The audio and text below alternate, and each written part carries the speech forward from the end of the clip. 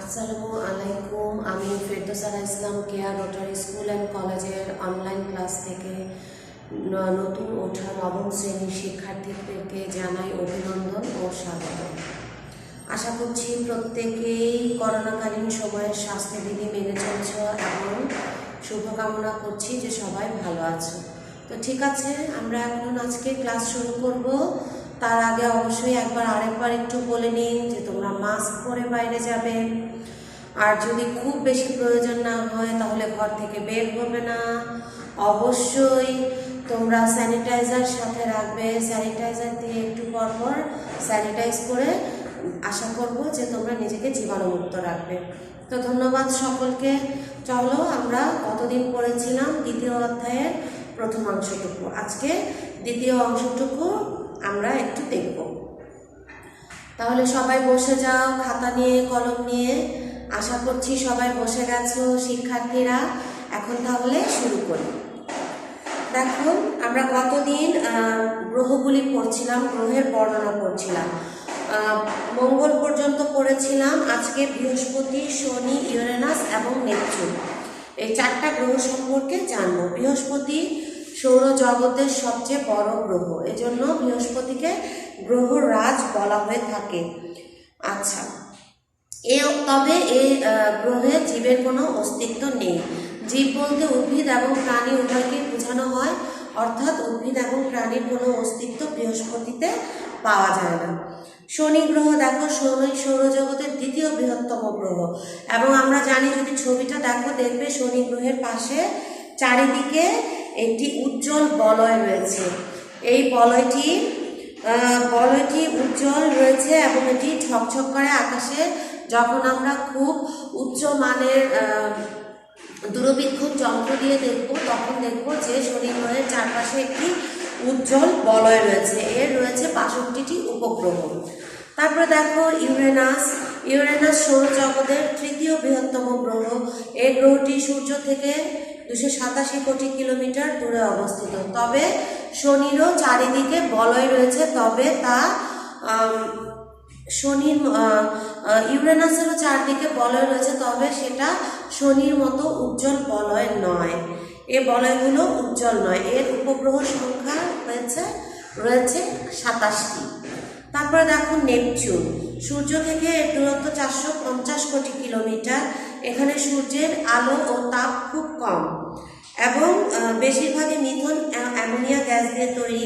এর উপগ্রহ সংখ্যা ১৪টি। আচ্ছা, তবে একটা জিনিস খেয়াল রাখতে হবে আমাদেরকে। সাধারণত যেহেতু আমাদের এখন সৃজনশীল আসে, প্রথম যে জ্ঞানমূলক অংশটা সেটা হয়তো এক কথায় এক লাইনের উত্তর। আমরা বইটা যদি ভালো মতো পড়ি ইনশাল্লাহ পেরে যাব।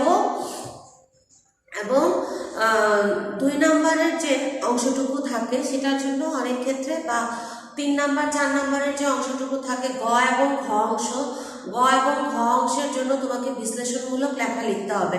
এবং সেটার ক্ষেত্রে দেখা যায় চ্যাপ্টার থেকে যা আসে সেটা হচ্ছে অনেক ক্ষেত্রে দূরত্বটা দিয়ে দেওয়া হয়। বলা হয় যে ৪৫০ কিলোমিটার দূরে অবস্থিত গ্রহটি। এখন আমরা যদি নেপচুন গ্রহটি না জানি যে ৪৫০ কিলোমিটার দূরে অবস্থিত সূর্য থেকে, তাহলে কি আমরা আইডেন্টিফাই করতে পারবো কোন গ্রহ সম্পর্কে বলা হয়েছে বা কোন গ্রহটি সম্পর্কে জানতে চাওয়া হয়েছে? সেটি আমরা আইডেন্টিফাই করতে পারবো না। তাহলে আমাদেরকে গ্রহগুলো সম্পর্কে ভালোভাবে জানতে হলে আমাদেরকে অবশ্যই গ্রহগুলি, সূর্য থেকে দূরত্ব এবং বৃহস্পতি গ্রহ কত গুণ বড় পৃথিবী থেকে, অনেক সময় এই ধরনের ক্লুগুলি দেয়া থাকে। সেই ক্লু ধরে আমরা চেষ্টা করি যে গ্রহটিকে আইডেন্টিফাই করতে। তাহলে তোমরা বুঝতে পেরেছো শিক্ষার্থীরা কতটা ভালোভাবে আমাদেরকে প্রতিটি গ্রহ সম্পর্কে এক্স্যাক্টলি জানতে হবে। দেখো, এখানে একটা ছক আছে। এই ছকটি যদি আমরা ফিল আপ করি, বাসায় ধরো বই দেখে ফিল আপ করি এবং সেটা যদি একটু মুখস্থ বা মনে রাখার চেষ্টা করি, তাহলে আমি যেই ব্যাপারটা বলেছি কোশ্চেনের ক্ষেত্রে সেটা আমরা অনেকটা সলভ করতে পারবো। লাইক দেখো, সূর্য থেকে দূরত্ব অনুসারে গ্রহগুলির অবস্থান দেওয়া হয়েছে। সূর্য থেকে গড় দূরত্ব কত লিখে ফেলবে ছকে। সূর্যকে একবার প্রদক্ষিণ করতে কত সময় লাগে। উপগ্রহ সংখ্যা কয়টি? এরকমও বলতে পারে যে ৬২টি উপগ্রহ আছে এই গ্রহটি এই গ্রহটি সম্পর্কে দুটো লাইন লিখো। তাহলে কি তুমি লিখতে পারবে? যদি তুমি না জানো যে 62টি উপগ্রহ রয়েছে শনি গ্রহের, যদি না জানো তাহলে নিশ্চয়ই তুমি লিখতে পারবে না। কাজেই অবশ্যই এই ব্যাপারগুলি তোমাদেরকে খেয়াল রাখতে হবে। দেখো, এরপর আমরা চলে যাচ্ছি। এই জন্য আমরা দলগতভাবে শ্রেণীকক্ষে 15 মিনিটের যে ছক আছে ওই দেখে ছকটি ফিল আপ করার চেষ্টা করব। ঠিক আছে? তাহলে এটা তোমার বাড়ির কাজ করে ফেলবে, করে আপনি নিজেরা একটু মুখস্থ করে ফেলবে। তাহলে আশা করছি টেস্ট পেপার যখন দেখবে 10-এ উঠলে বা 9-এর শেষের দিকে আমরা যখন টেস্ট পেপার সলভ করাবো তখন তোমাদের জন্য অনেক ইজি হয়ে যাবে। দেখো, পৃথিবীর আকার আকৃতি। আমরা জানি পৃথিবী, আমরা কি জানি পৃথিবী গোল? নর্মালি আমরা জানি পৃথিবী গোল, কিন্তু আসলে পৃথিবীর উত্তর এবং দক্ষিণ অংশটা কিছুটা চাপা। এছাড়া দেখো, পূর্ব পশ্চিমে সামান্য স্ফীত। উত্তর এবং দক্ষিণ অংশ, দেখো ছবিটা যদি আঁকি এরকম হয়। দেখো, উত্তর এবং দক্ষিণ অংশ কিছুটা চাপা, ভিতরের দিকে ঢুকে গেছে, বোঝা যাচ্ছে। এবং এই অংশটা দেখো স্ফীত, পূর্ব এবং পশ্চিম অংশটা স্ফীত। এবং উত্তর ও দক্ষিণ অংশ কি বলেছে? পৃথিবীটা চাপা। গোলকের, আচ্ছা ঠিক আছে, এই পৃথিবীর আকৃতি অনেকটা অভিগত গোলকের মতো। তাহলে পৃথিবীর আকৃতি গোল না বলে আমরা কি বলছি? অনেকটা অভিগত গোলক। আকৃতিটা অনেকটা অভিগত গোলকের মতো। এবং পূর্ব এবং পশ্চিম অংশ, পশ্চিম এবং পূর্ব অংশ কি দেখলাম আমরা? এটা হচ্ছে পূর্ব, আর পশ্চিম অংশ কি? এটা স্ফীত। পশ্চিম অংশ স্ফীত এবং পূর্ব অংশ স্ফীত। উত্তর এবং দক্ষিণ অংশ কিছুটা চাপা এবং ভিতরের দিকে চাপানো। ওকে, পৃথিবী, আচ্ছা মেরুদেশীয়। দেখো, তাহলে একটা ব্যাস আমরা জানি, সুবিধার ক্ষেত্রে এই ব্যাসটিকে ধরা হয় 12,800। যখন এই ব্যাসের অর্ধেক নেওয়া হবে এইটুকু অংশ, তখন এইটুকু অংশ হবে 6,400। তাহলে এইটুকু অংশের দূরত্ব 6,400 এবং পুরাটা হচ্ছে 12,000। এইটুকু পুরো অংশটুকু হচ্ছে 12,800। এই হিসাবটা অনেক সময় অঙ্কের ক্ষেত্রে মনে রাখতে হবে তোমাদেরকে। ঠিক আছে, এখন আমরা অক্ষরেখা সম্পর্কে জানবো। দেখো, এই জিনিসগুলি খুব ইম্পর্টেন্ট। একটা হচ্ছে অক্ষরেখা, আরেকটা হচ্ছে দ্রাঘিমা রেখা। অক্ষরেখা, 2 নাম্বার হচ্ছে দ্রাঘিমা রেখা। দ্রাঘিমা রেখা বা আরেকটা লিখতে পারি আমরা, অক্ষরেখা থেকে আসবে অক্ষাংশ এবং দ্রাঘিমা রেখা থেকে আসবে দ্রাঘিমাংশ। তাহলে আমরা এখন অক্ষাংশ এবং দ্রাঘিমাংশ সম্পর্কে জানব। অক্ষাংশ হচ্ছে, দেখো, পৃথিবীর গোলাকৃতি কেন্দ্র দিয়ে উত্তর দক্ষিণে এই রেখাগুলি, প্রথমে বলে রাখি, কল্পিত রেখা। এই রেখাগুলি কিন্তু আসলে নাই, এই রেখাগুলি কল্পিত। পৃথিবীর গোলাকৃতি কেন্দ্র দিয়ে উত্তর দক্ষিণে কল্পিত রেখাকে অক্ষরেখা বা মেরুরেখা বলে। নিরক্ষরেখার উত্তর দিকে পৃথিবীর অক্ষাংশকে, এটা হচ্ছে উত্তর গোলার্ধ, এটা হচ্ছে দক্ষিণ গোলার্ধ, এটা হচ্ছে উত্তর গোলার্ধ, এটা হচ্ছে দক্ষিণ গোলার্ধ। ঠিক আছে, আমরা গোলার্ধ বুঝলাম। এখন দেখো, উত্তর গোলার্ধ এবং দক্ষিণ গোলার্ধ, নিরক্ষ থেকে রেখা থেকে উত্তরে বা দক্ষিণে অবস্থিত। দেখো, নিরক্ষ রেখা এইটা, নিরক্ষ রেখা থেকে উত্তর এই অংশটা। আমরা এরকম কল্পিত রেখা দেখতে পাই না? আবার দেখো, এদিকেও এরকম কল্পিত রেখা আছে। এই উত্তর অথবা দক্ষিণে অবস্থিত যে কোনো রেখার কৌণিক দূরত্বকে বলা হয়ে থাকে অক্ষাংশ। ঠিক আছে, এবং অক্ষাংশ নির্ণয় করার এই যে একটা বইয়ের পদ্ধতি আছে। দেখো, আমরা জানি এটা পুরাটা হচ্ছে কত? 360 ডিগ্রি। তা আর এটা হচ্ছে 90, 180, এখানে 180, এইটুকু 180। এই দুটো যখন যোগ করা হবে তখন হবে পুরাটা মিলিয়ে 360 ডিগ্রি। তাহলে দেখো, যদি আমাদের কোনো একটা দৈর্ঘ্য বলা হয়ে থাকে 60 ডিগ্রি বা 70 ডিগ্রি, তাহলে আমরা 180 থেকে 60 বা 70 ডিগ্রি বিয়োগ করব বা বাদ দিয়ে অক্ষাংশটা নির্ণয় করতে পারি। এটা একটা সিস্টেম। ঠিক আছে, তারপর প্রতি ডিগ্রি অক্ষাংশকে আবার দেখো মিনিট। এই যে অক্ষাংশ, অক্ষের অংশ, এই অক্ষাংশটাকে দেখো আবার মিনিট এবং সেকেন্ডে ভাগ করা হয়েছে। মিনিটকে এইভাবে দেখানো হয় এবং সেকেন্ডকে দেখানো হয়েছে দেখো এই যে এইভাবে দেখানো হয়ে থাকে। দেখো আবার আরেকটা হিসাব আছে, 23.5 ডিগ্রি উত্তর অক্ষাংশকে বলা হয়, এটা জানি আমরা 23.5 ডিগ্রি, 23.5 ডিগ্রি, এরপর হচ্ছে 66.5, বাংলায় লিখবো 66.5 ডিগ্রি, এবং এটা 90 ডিগ্রি। ঠিক আছে, তাহলে উভয় গোলার্ধে আছে 23.5 ডিগ্রি, উভয় গোলার্ধে 23.5 ডিগ্রি আছে। এই যে উত্তর গোলার্ধে 23.5 ডিগ্রি, সেটাকে বলা হয়ে থাকে কর্কট ক্রান্তি। উত্তর গোলার্ধের 23.5 ডিগ্রি উত্তর অক্ষাংশকে তাহলে বলা হয়ে থাকে কর্কট ক্রান্তি। খেয়াল করো, কর্কট ক্রান্তি। কোনটাকে কর্কট ক্রান্তি বলা হয়? 23.5 ডিগ্রি উত্তর অক্ষাংশকে লিখে দিচ্ছি, 23.5 ডিগ্রি উত্তর অক্ষাংশকে বলা হয়ে থাকে কি? কর্কট ক্রান্তি। উত্তর অক্ষাংশকে বলে কর্কট ক্রান্তি। 23.5 ডিগ্রি উত্তর অক্ষাংশকে বলে কর্কট ক্রান্তি। 23.5 ডিগ্রি উত্তর অক্ষাংশকে বলে কর্কট ক্রান্তি। তারপরে হচ্ছে 23.5 ডিগ্রি, তাহলে আরেকটা আছে 23.5 ডিগ্রি দক্ষিণ অক্ষাংশকে বলে মকর ক্রান্তি। খেয়াল রাখবে, এটাকে বলা হয় মকর ক্রান্তি। 23.5 ডিগ্রি উত্তর অক্ষাংশকে বলা হয় কর্কট ক্রান্তি, এবং 23.5 ডিগ্রি দক্ষিণ অক্ষাংশকে বলা হয় মকর ক্রান্তি।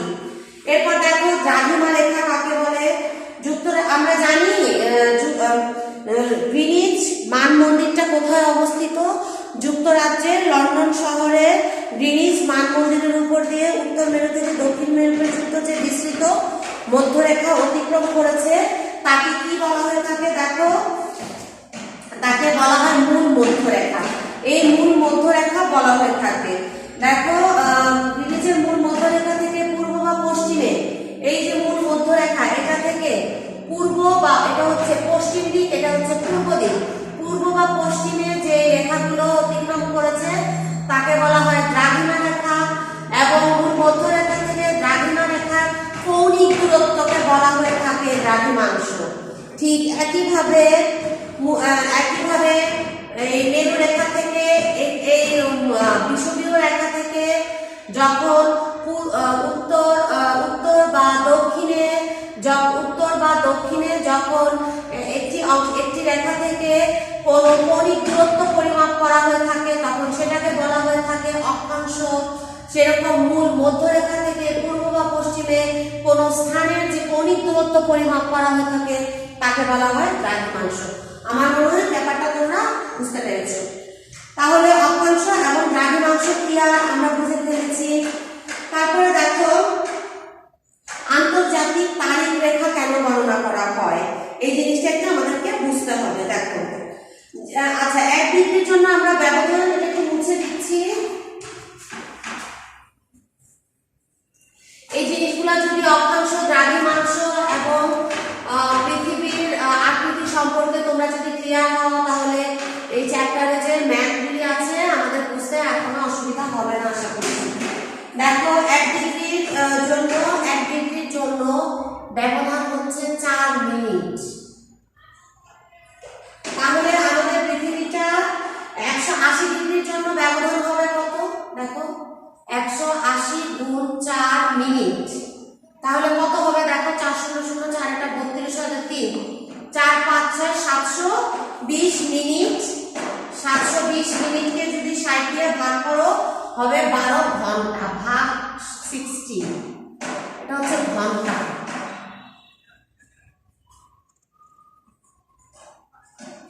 তাহলে আমরা পেয়ে যাব 12 ঘন্টা। ঠিক আছে, এই যে 12 ঘন্টা আমরা পেলাম। তাহলে দেখো যদি পশ্চিম দিকে এটা একটা যদি গোলক হয় বা পৃথিবী হয়, তাহলে দেখো এর যদি আমরা এক সাইড হয়ে গেছে, সরি, এটা যদি পশ্চিম দিক হয়, পশ্চিম দিকে যদি আমরা যাই তাহলে 12 ঘন্টার সময় কমবে, এবং পূর্ব দিকে যদি আমরা যাই, এখান থেকে যদি পশ্চিম দিকে রওনা দেই তাহলে 12 ঘন্টার সময় কি হবে? কমবে, এটা হচ্ছে কমে। আর যদি এইদিকে এখান থেকে এইদিকে আমরা যাই তাহলে 12 ঘন্টার সময় বাড়বে বা অ্যাড হবে, 12 ঘন্টার সময় বাড়বে। ঠিক আছে, এই জন্য এই সমস্যাটার জন্য দেখো তারিখ ও তাহলে দেখা যাচ্ছে অনেক সময় যে একটা মেরুরেখার মধ্যে না করে দুইটা দেশের একই অংশ আলাদা আলাদা দ্রাঘিমাংশে পড়ছে। এরকম যখন হবে তখন একটা দেশে দেখা যাবে যে আলাদা আলাদা দ্রাঘিমাংশ হওয়ার কারণে সময় চেঞ্জ হয়ে যাচ্ছে বা পরিবর্তন হচ্ছে কিন্তু দেশ একটাই। একটা দেশে কি কখনো দুইটা সময় হতে পারে বা দুইটা দিন বা দুইটা তারিখ দুইটা বার হতে পারে না। এটা যদি হয় তাহলে সবকিছুতেই প্রবলেম হবে। এই সমস্যাটার সমাধান করার জন্যই আন্তর্জাতিক তারিখ রেখা বা ইন্টারন্যাশনাল ডেট লাইন তৈরি করা হয়েছে। এটা তোমরা নিজেরা একটু পড়ে নিবে, ইনশাআল্লাহ বুঝবে। দেখো পশ্চিমগামী জাহাজ ওই একটা চিত্র আছে আন্তর্জাতিক তারিখ রেখার, এটা দেখবে। দেখো পশ্চিমগামী জাহাজ আন্তর্জাতিক তারিখ রেখা যখন অতিক্রম করে তখন তারা ঘড়ির সময় একদিন বাড়িয়ে, অর্থাৎ সেদিন সোমবার থাকলে তাকে মঙ্গলবার করা হয়। আর জাহাজ যদি পূর্ব দিকে যায় তাহলে একদিন বিয়োগ করতে হয়। কিভাবে বিয়োগ করতে হয়? যদি মঙ্গলবার থাকে তাহলে সেটা কমিয়ে সোমবার করা হয়। পশ্চিমগামী যানের জন্য একদিন যোগ করতে হবে এবং পূর্বগামী যানের জন্য একদিন বিয়োগ করতে হবে। তাহলে তোমার সারা বিশ্বের সাথে সময়ের পার্থক্য বা সময়ের যে ব্যবধানটা ছিল সেটা মিটিগেট করা সম্ভব বা সমস্যাটার সমাধান করা সম্ভব। দেখো আজকে আমরা পৃথিবীর গতি সম্পর্কে পড়বো। এখানে আর ছোট ছোট কিছু বিষয় আছে। দেখো প্রতিপাদ স্থানটা কি, অবশ্যই এটা সম্পর্কে প্রতিপাদ স্থান। আচ্ছা এটা মুছে দিচ্ছি। প্রতিপাদ স্থানটা সম্পর্কে আমরা এখন একটু জানবো।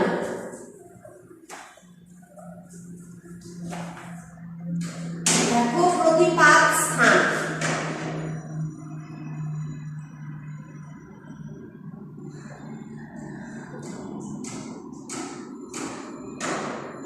প্রতিপাদ স্থান সম্পর্কে আমরা জানবো। দেখো আমরা জানি পৃথিবী গোল, ভূপৃষ্ঠের কোনো বিন্দু থেকে পৃথিবীর কোনো ব্যাস ভূকেন্দ্র ভেদ করে অপর দিকে ভূপৃষ্ঠকে যে বিন্দুতে ছেদ করে তাকে বলা হয় প্রতিপাদ স্থান। অর্থাৎ দেখো যেহেতু দুই দ্রাঘিমার দূরত্ব হবে 180 ডিগ্রি, সময়ের পার্থক্য হবে আমরা দেখলাম 12 ঘন্টা। তাহলে কি হলো প্রতিপাদ স্থান? হচ্ছে এখানে যদি একটা সময় চিন্তা করা হয়, একটা বিন্দু চিন্তা করো, তারপরে যখন ঘুরে 180 ডিগ্রি ঘুরে যখন সেম বিন্দুতে পৃথিবীর ওই বিন্দুটা চলে আসবে তখন সেটাকে একটা আরেকটা প্রতিপাদ স্থান বলা হয়। এখানে একটা চিত্র আছে, তোমরা এটা দেখে নিবে। দেখো পৃথিবীর গতি বা মুভমেন্ট সম্পর্কে আমরা জানি পৃথিবী তার নিজ অক্ষের উপর ঘুরছে। এই অক্ষের উপর ঘুরে পৃথিবী দেখা যাচ্ছে সূর্যকে প্রদক্ষিণ করছে 365 দিনে। 365 দিনে পর্যবেক্ষণ করছে, কিন্তু যখন সে নিজ অক্ষের উপর ঘুরে পৃথিবী নিজের অক্ষের উপর ঘুরছে তখন সে 24 ঘন্টায় প্রদক্ষিণ করছে একবার। 24 ঘন্টায় একবার প্রদক্ষিণ করছে।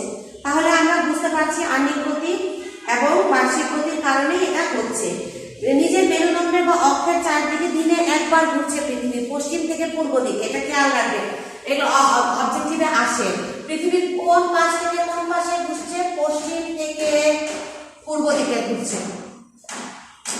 পশ্চিম থেকে পূর্ব দিকে ঘুরছে পৃথিবী। তাহলে এই যে পৃথিবী পশ্চিম থেকে পূর্ব দিকে ঘুরছে, খেয়াল করো পশ্চিম থেকে যখন পূর্ব দিকে পৃথিবী ঘুরছে তখন একদিনে যখন তার নিজ অক্ষের উপর একবার সম্পূর্ণ ঘুরে ফেলছে তখন তাকে বলা হচ্ছে আহ্নিক গতি। আহ্নিক গতি পৃথিবী তার নিজ অক্ষের উপর একবার যখন ঘুরে 24 ঘন্টায় তখন সেটাকে বলা হবে আহ্নিক গতি। আবার যখন পৃথিবী নিজ অক্ষের উপর সূর্যের চারিদিকে 365 দিনে ঘুরবে তখন সেটাকে বলা হবে বার্ষিক গতি। তাহলে আমাদের এখন আমরা বুঝতে পারছি আহ্নিক গতি কি এবং বার্ষিক গতি কি। আমাদের ইনশাআল্লাহ আর কোনো সমস্যা থাকবে না আহ্নিক গতি বার্ষিক গতি নিয়ে।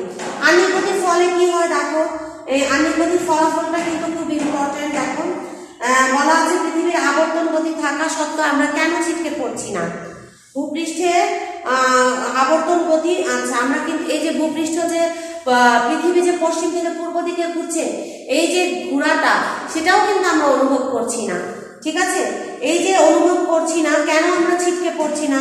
এর একমাত্র কারণ হচ্ছে আমাদের অভিকর্ষ বল।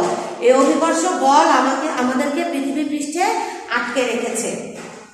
ঠিক আছে, আহ্নিক গতির দেখো আহ্নিক গতির ফলে কি হয়, খুব ইম্পর্টেন্ট আহ্নিক গতির ফলাফল।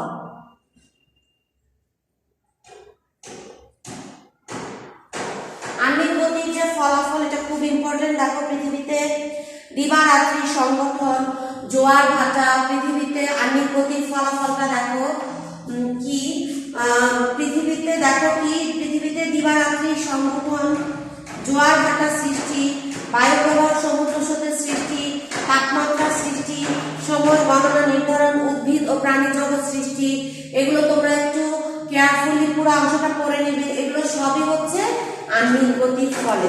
তাহলে আহ্নিক গতির ইম্পর্টেন্সটা কি আমাদের কাছে অনেক বেশি। তারপরে দেখো পৃথিবীতে যদি আহ্নিক গতি না থাকতো তাহলে উদ্ভিদ এবং প্রাণী জগৎ কোনো কিছুই সৃষ্টি হতো না। তাহলে আহ্নিক গতির কারণে এই যে দিবারাত্রি সংগঠন হচ্ছে, সূর্যের আলো পাচ্ছে এবং রাতের বেলা একটা সময় অন্ধকার হচ্ছে, সবই আহ্নিক গতির কারণে হচ্ছে। আর এই জন্যই আমাদের কি হয়েছে, জীবজগৎ বেঁচে থাকছে।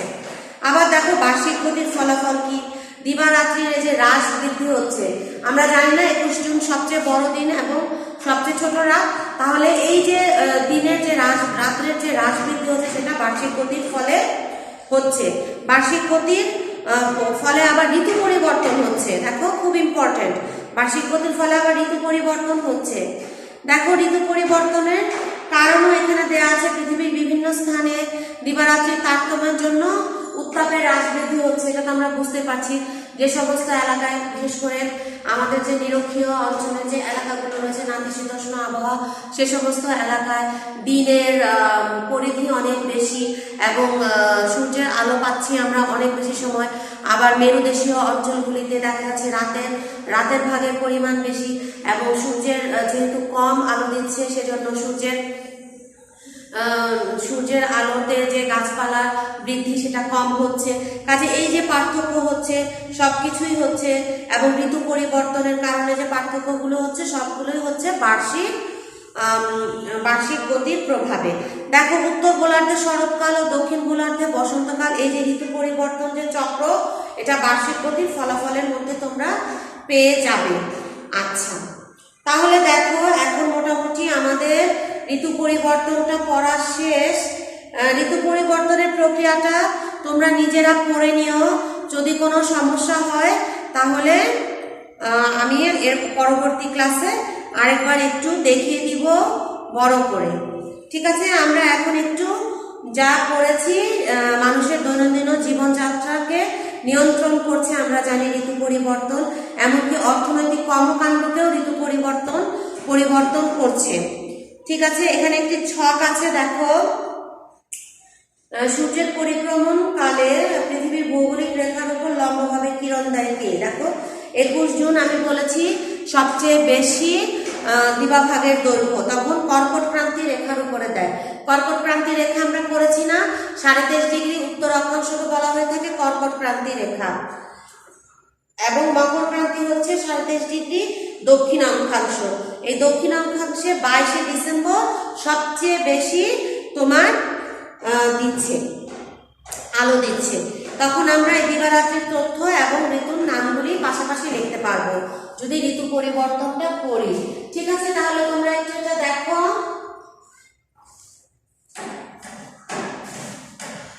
আচ্ছা, আমরা তাহলে পরবর্তী ক্লাসে ঋতু পরিবর্তনটা একটু ইন ডিটেলস তোমাদেরকে দেখিয়ে দিব,